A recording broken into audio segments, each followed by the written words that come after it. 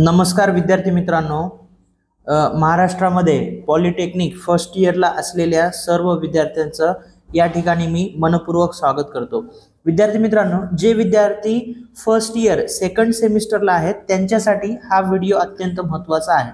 तर तुम्हाला सेकंड सेमिस्टरला कोणकोणते सब्जेक्ट्स आहेत, कोणत्या सब्जेक्टची थेरी एक्झाम होणार आहे आणि कोणकोणत्या सब्जेक्टची प्रॅक्टिकल एक्झाम होणार आहे आणि कोणत्या सब्जेक्टची ऑनलाईन एक्झाम होणार आहे, असे जे काही तुमचे प्रश्न असतील सेकंड सेमिस्टरच्या संदर्भात त्या सगळ्या प्रश्नांची उत्तरं या व्हिडिओच्या माध्यमातून तुम्हाला मिळणार आहेत। तर विद्यार्थी मित्रांनो, चला आपण सुरू करूया। पॉलिटेक्निकचं जे बोर्ड आहे MSBTE Maharashtra state board technical education Mumbai, तर हा जो व्हिडिओ आहे तर हा व्हिडिओ अत्यंत महत्त्वाचा आहे। ज्या विद्यार्थ्यांची branch diploma in artificial intelligence, त्यानंतर artificial intelligence and machine learning, cloud computing and big data, computer technology, त्यानंतर computer engineering, computer science and engineering, data science, computer hardware and maintenance, information technology ज्याला आपण IF किंवा IT म्हणतो, computer science and information technology, computer science, या सगळ्या ब्रँचच्या विद्यार्थ्यांसाठी हा video अत्यंत महत्त्वाचा आहे। तर विद्यार्थी मित्रांनो, तुमचा जो आहे हा सेकंड सेमिस्टरचा सिलेबस आपण या व्हिडिओमध्ये बघणार आहोत। आता मी जेवढे नावं घेतलेले आहेत त्या सगळ्या ब्रँचसाठी हा सिलेबस जो आहे तो कॉमन आहे।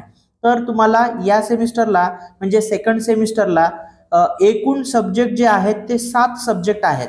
ठीक आहे, आता त्या 7 सब्जेक्ट पैकी काही सब्जेक्ट प्रॅक्टिकलचे आहेत आणि काही सब्जेक्ट तुम्हाला थिअरीचे आहेत। ठीक आहे, तर आपण वन बाय वन डिटेल मध्ये आपण पूर्ण सब्जेक्ट कोणता आहे, त्याचे CL आवर्स किती आहेत, TL आवर्स किती आहेत, LL आवर्स किती आहेत आणि तो प्रॅक्टिकल साठी किती मार्क्ससाठी सब्जेक्ट आहे, थेअरीसाठी किती मार्क्ससाठी सब्जेक्ट आहे, हे सगळं आपण डिटेल मध्ये वन बाय वन बघणार आहोत।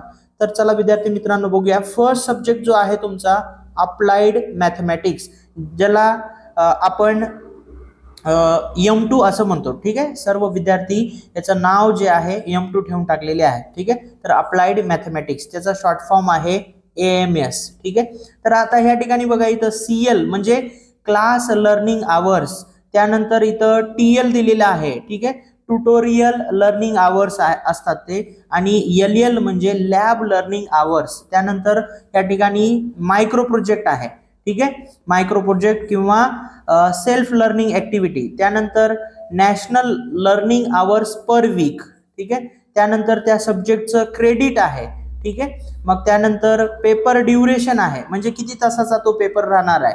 त्यानंतर थेअरी मध्ये तुम्हाला FATH म्हणजे फॉर्मेटिव्ह असेसमेंट थेअरी आणि SATH म्हणजे summative assessment theory, minimum mark maximum mark ह्या ठिकाणी दिलेले आहेत।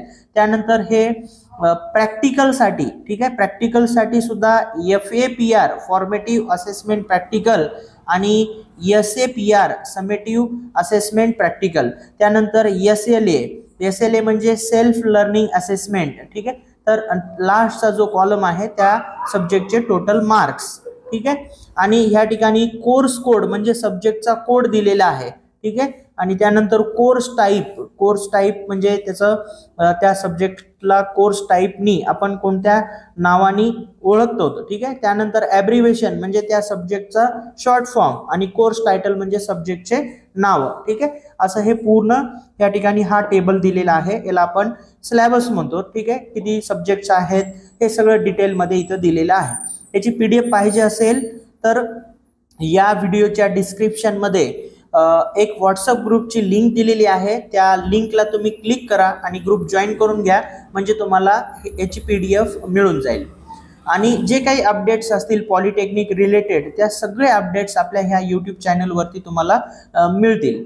तर विद्यार्थी मित्रांनो, हा फर्स्ट सब्जेक्ट जो आहे अप्लाइड मॅथमॅटिक्स, तर हा सब्जेक्ट आहे या ठिकाणी टोटल 100 मार्क्ससाठी, त्यापैकी 30 मार्काचे तुमचे 2 CT1 CT2 ज्याला आपण क्लास टेस्ट 1 आणि क्लास टेस्ट 2 किंवा युनिट टेस्ट 1 म्हणा युनिट टेस्ट 2 म्हणा, असे 2 30 मार्काचे होणार आहेत।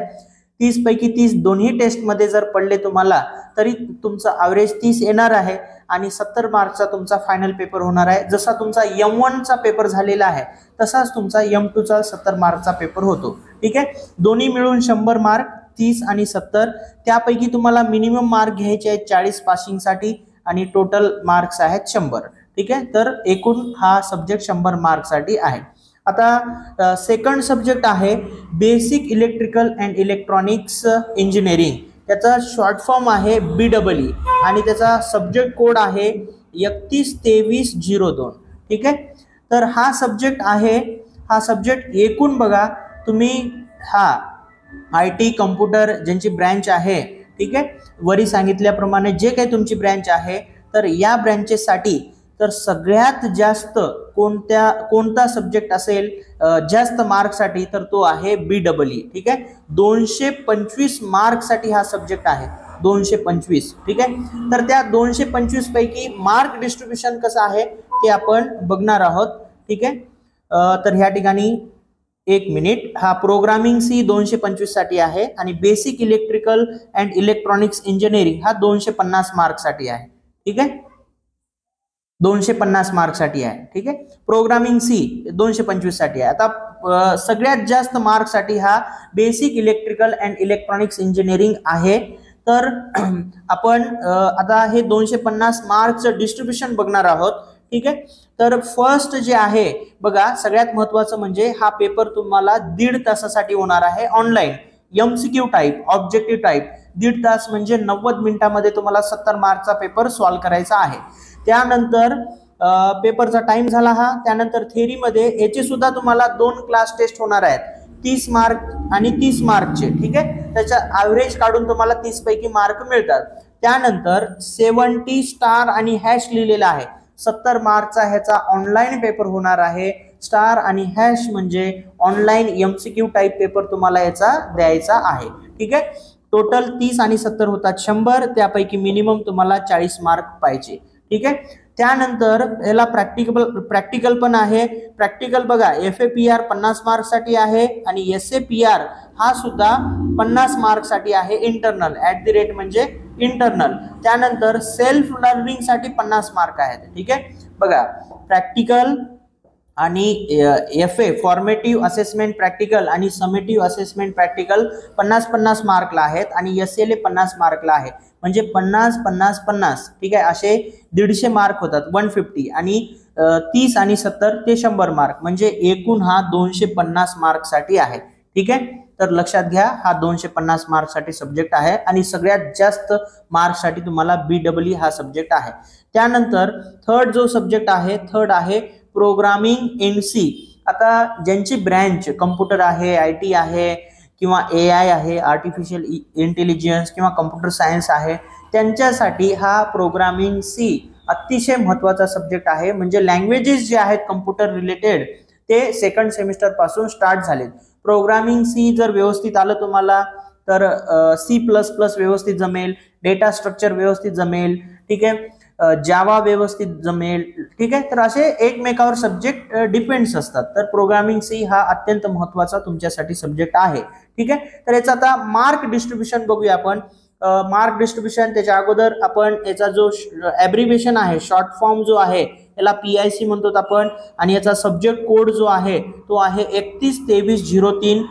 त्यानंतर याचा पेपर तुम्हाला थेरी लिहायचा आहे. ठीक आहे, जसं तुम्ही इंग्लिशचा पेपर लिहिला होता तसाच 3 तासाचा थेरी पेपर तुम्हाला लिहायचा आहे 3 तासामध्ये. आणि मार्क डिस्ट्रीब्युशन सेम आहे, 30 आणि 70. क्लास टेस्ट 2 होणार, 30-30 मार्काचे, त्याचा ॲव्हरेज काढल्या जाणार आणि 70 मार्कचा तुमचा फायनल पेपर होणार.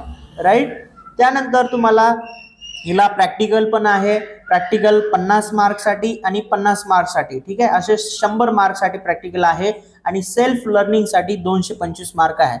असे एकूण 250 मार्कसाठी हा सब्जेक्ट आहे. ठीक आहे, तर आपण जर या पूर्ण सिलेबसमध्ये जर बघितलं तर हायेस्ट सगळ्यात जास्त मार्क आहेत BEE ला 250 मार्क आणि 2 नंबरवरती सब्जेक्ट आहे प्रोग्रामिंग C, त्याला 225 मार्क आहेत. ठीक आहे, त्यानंतर जो फोर्थ सब्जेक्ट आहे लिनक्स बेसिक्स नावाचा सब्जेक्ट. आता बघा, फक्त IT आणि कम्प्युटर रिलेटेड जे काही याचे सब ब्रँचेस असतील किंवा ह्या ब्रँचेस असतील यांना फक्त थेरॉटिकल किती पेपर होणार आहेत रे? फक्त 3 पेपर. कोणता? अप्लाइड मॅथमॅटिक्स म्हणजे M2 आणि BEE याची ऑनलाईन एक्झाम होणार आहे आणि PIC याची थेरॉटिकल एक्झाम होणार आहे. ठीक आहे. बाकीचे जे 4 सब्जेक्ट्स आहेत, एकूण 7 सब्जेक्ट आहेत, त्याच्यापैकी 3 सब्जेक्टची तुमची परीक्षा होणार आहे आणि बाकीचे 4 सब्जेक्ट जे आहेत यांचे तुम्हाला प्रॅक्टिकल म्हणजे कॉलेज लेवल वरती तुम्हाला ते सगळं जे काही पर्टिक्युलर सब्जेक्ट टीचर असतील त्यांनी जसं तुम्हाला इन्स्ट्रक्शन्स देतील, ठीक आहे, जे त्या सब्जेक्ट म्हणजे जे काही करायचं आहे त्या इन्स्ट्रक्शन नुसार ते सबमिट करून कॉलेज लेवल वरती तुम्हाला ते सबमिट करायचं आहे. असाइनमेंट देतील किंवा प्रॅक्टिकल देतील, ते सगळं सबमिट करायचं आहे लिहून वगैरे व्यवस्थित आणि त्याचे रिलेटेड जे मार्क्स आहेत ते कॉलेज लेवलवर तुम्हाला मिळणार आहेत. ठीक आहे. लिनक्स बेसिक्स हा सब्जेक्ट, याला शॉर्टकटमध्ये आपण BLP म्हणतो आणि याचा सब्जेक्ट कोड जो आहे तो 312001 आहे. ठीक आहे. आणि हा टोटल सब्जेक्ट आहे फक्त 50 मार्कसाठी. याच्यामध्ये FAPR म्हणजे फॉर्मेटिव्ह असेसमेंट 25 मार्कसाठी आहे आणि SAPR हे 25 मार्कसाठी आहे. असं एकूण 50 मार्कसाठी हा सब्जेक्ट आहे. कॉलेज लेवलवरती तुम्हाला हे सब्जेक्ट होते. याचं काही एवढं टेन्शन घ्यायची गरज नाही. फक्त वरचे जे 3 सब्जेक्ट आहेत त्याचीच बोर्डाची एक्झाम होते. ठीक आहे. तर त्याचा तुम्ही व्यवस्थित अभ्यास करून पेपर द्यायला पाहिजे, तरच तुमचा स्कोर होईल, पर्सेंटेज चांगले येतील. त्यानंतर 5वा सब्जेक्ट आहे प्रोफेशनल कम्युनिकेशन, त्याला आपण म्हणतो PCO. ठीक आहे. PCO आणि याचा सब्जेक्ट कोड आहे 312002 312002 आणि हा सुद्धा सब्जेक्ट 50 मार्कला आहे. FAPR आणि SAPR 25-25 मार्कसाठी आहे. 25 पैकी तुम्हाला मिनिमम 10 मार्क घ्यायचे आहेत. ठीक आहे. तर व्यवस्थित तुम्ही कॉलेज रेग्युलर केला, जे काही सबमिशन आहे ते केला तर त्याचे मार्क तुम्हाला मिळून जातात. ठीक आहे. त्यानंतर 6वा सब्जेक्ट आहे सोशल अँड लाईफ स्किल. ठीक आहे. त्याला आपण SFS म्हणतो आणि याचा सब्जेक्ट कोड आहे 312003 आणि टोटल हा 50 मार्कला सब्जेक्ट आहे. 50 मार्क फक्त SLA साठी आहेत, सेल्फ लर्निंग असेसमेंटसाठी 50 मार्क आहेत. राईट. त्यानंतर तुमचा 7th नंबरचा जो सब्जेक्ट आहे वेब पेज डिझायनिंग. ठीक आहे. हे जरी प्रॅक्टिकल सब्जेक्ट असतील, IT कम्प्युटर ब्रँडसाठी हे अतिशय महत्त्वाचे सब्जेक्ट्स आहेत. कारण की तुम्हाला कम्प्युटर रिलेटेड लँग्वेज असतील तर या सब्जेक्टमध्ये तुम्हाला शिकायला मिळतात. ठीक आहे. तर प्रॅक्टिकल सब्जेक्ट आहे म्हणून दुर्लक्ष करू नका. फ्युचरमध्ये तुम्हाला स्किल तुमची डेव्हलप करून घ्यायची असेल, इंजिनिअरिंग झाल्यानंतर चांगल्या पॅकेजचा तुम्हाला जॉब मिळवायचा असेल तर या सगळ्या स्किल शिकणं अत्यंत गरजेचं आहे. ठीक आहे. तर वेब पेज डिझायनिंग त्याला आपण WPD म्हणतो आणि याचा सब्जेक्ट कोड आहे 312004 आणि हा टोटल जो सब्जेक्ट आहे तो 125 मार्कला आहे. 125 पैकी 50 मार्क FAPR साठी आहेत आणि 50 मार्क SAPR साठी आहेत आणि 25 मार्क सेल्फ लर्निंग साठी SLA साठी आहेत. ठीक आहे. तर हे होतं पूर्ण तुमचे 7 सब्जेक्ट आणि 7 सब्जेक्टला पर्टिक्युलर सब्जेक्टला टोटल किती मार्क्स आहेत. ठीक आहे. तर हे सगळं आपण IT आणि कम्प्युटर ज्यांची ब्रँच आहे त्यांच्यासाठी हा पूर्ण सिलेबस बघितलेला आहे. तर विद्यार्थी मित्रांनो, तुमचा हा सेकंड सेमिस्टर टोटल तुम्ही मार्क्स जर बघितला तर 850 मार्कसाठी हा तुम्हाला सेकंड सेमिस्टर आहे. आता ह्याच्यामध्ये जे फुल फॉर्म तुम्हाला बऱ्याच विद्यार्थ्यांना CL, TL, LL, FATH, SATH याचे फुल फॉर्म्स काय आहेत. ठीक आहे. तर हे बऱ्याच विद्यार्थ्यांना माहीत नसतात, तर इथं दिलेले आहेत बघा ॲब्रिव्हिएशन मध्ये. ठीक आहे. CL म्हणजे क्लासरूम लर्निंग, TL म्हणजे ट्युटोरियल लर्निंग, LL म्हणजे लॅबोरेटरी लर्निंग, FA म्हणजे फॉर्मेटिव्ह असेसमेंट, SA म्हणजे समेटिव्ह असेसमेंट, IKS म्हणजे इंडियन नॉलेज सिस्टीम, SLA म्हणजे सेल्फ लर्निंग असेसमेंट. ठीक आहे. ह्या ठिकाणी दिलेलं आहे. त्यानंतर @ म्हणजे इंटरनल असेसमेंट, हॅश म्हणजे एक्सटर्नल असेसमेंट. ठीक आहे. स्टार आणि हॅश असेल तर ऑनलाईन एक्झामिनेशन, @ आणि $, असेल तर इंटरनल ऑनलाईन एक्झामिनेशन. ठीक आहे. त्यानंतर या ठिकाणी तुम्हाला दिलेलं आहे या ठिकाणी तुम्हाला दिलेला आहे, ठीक आहे. नोट जे आहेत बघा, FATH represent average of 2 class test 30 marks each conducted during the semester. एका सेमिस्टरमध्ये 30 मार्कचे तुमचे 2 टेस्ट होणार आहेत, त्याच्यानुसार तुम्हाला ते त्या 2 टेस्टचा ॲव्हरेज काढून तुम्हाला मार्क दिल्या जातात, ठीक आहे.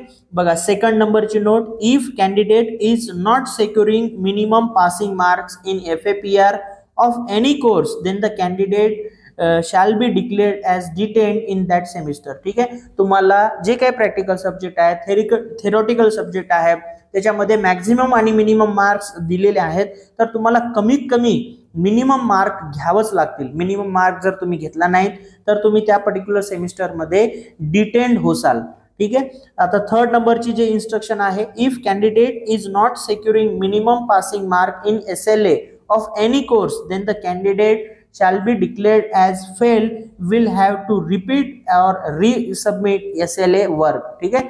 जर तुम्ही SLA सेल्फ लर्निंग असेसमेंट कोणत्याही सब्जेक्टची असू द्या, ते जर तुम्ही व्यवस्थित सबमिट केला नाहीत आणि मिनिमम त्याचे मार्क्स जर घेतला नाहीत, तर तुम्हाला त्या पर्टिक्युलर सब्जेक्टमध्ये, त्या पर्टिक्युलर कोर्समध्ये फेल केल्या जाते आणि तुम्हाला त्याचं रिपीट म्हणजे रिसबमिट त्याचा वर्क जो आहे तो करावा लागणार आहे. तर यामुळे अगोदर सगळं जे काही कॉलेजमध्ये पर्टिक्युलर टीचर असतील त्यांच्या इन्स्ट्रक्शननुसार सगळे प्रॅक्टिकलचे सब्जेक्ट आपण व्यवस्थित कंप्लीट करायचं आहे, ठीक आहे. फोर्थ नंबरची जे इन्स्ट्रक्शन आहे, national learning hours for the semester are, ठीक आहे. नॅशनल लर्निंग आवर्स जे असतात CL, LL, TL आणि SL हे सगळे मिळून नॅशनल लर्निंग आवर्स असतात. तर हे 15 वीक्सचा तुमचा हा सेमिस्टर असतो, ठीक आहे.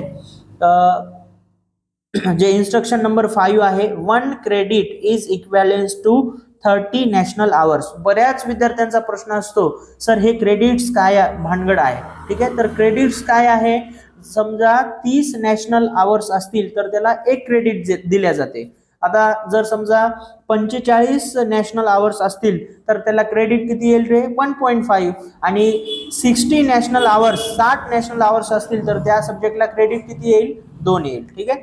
आता 6 नंबरची जे इन्स्ट्रक्शन आहे, self learning hours shall not be reflected in the time table, ठीक आहे. तर या ठिकाणी तुम्हाला जे सेल्फ लर्निंगचे आवर्स आहेत ते त्याच्यामध्ये काही बदल वगैरे होणार नाही, ठीक आहे. आणि ते सेम आवर्स असतील. जे 7th नंबर आहे, self learning include micro project, assignment, other activity. Self learning मध्ये तुम्हाला मायक्रो प्रोजेक्ट दिल्या जाऊ शकते, असाइनमेंट दिल्या जाऊ शकते किंवा अदर ॲक्टिव्हिटीज दिल्या जाऊ शकतात, ठीक आहे. तर या ठिकाणी हे इतके इन्स्ट्रक्शन्स आहेत, त्याच्यानुसार जायचं, व्यवस्थित या सेमिस्टरचा अभ्यास करायचं आणि या सेकंड सेमिस्टरमध्ये स्कोर करायचा. तर विद्यार्थी मित्रांनो, जे कोर्स कॅटेगरी आहे, ठीक आहे, DSC म्हणजे काय, डिसिप्लिन स्पेसिफिक कोर्स कोर, ठीक आहे. DSE म्हणजे काय, इथं दिलेलं आहे बघा, डिसिप्लिन स्पेसिफिक इलेक्टिव्ह, ठीक आहे. VEC म्हणजे काय, व्हॅल्यू एज्युकेशन कोर्स, ठीक आहे. इंटरनल अप्रेंटिस प्रोजेक्ट कम्युनिटी म्हणजे काय, INP, ठीक आहे. ते सगळे फुल फॉर्म दिलेले आहेत.